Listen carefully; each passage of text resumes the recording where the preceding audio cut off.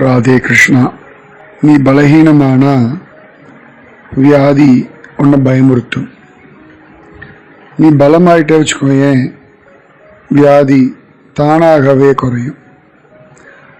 நீ பலகீனமானா சந்தர்ப்பங்கள்லாம் உன்னை பார்த்து கைகொட்டி சிரிக்கும்.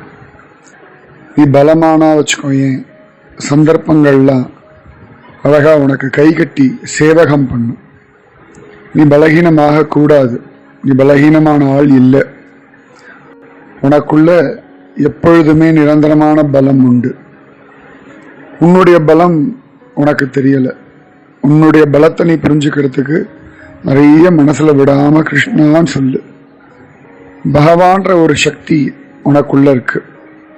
நீ அபரிமிதமான சக்தியுடைய ஒரு ஜீவன்.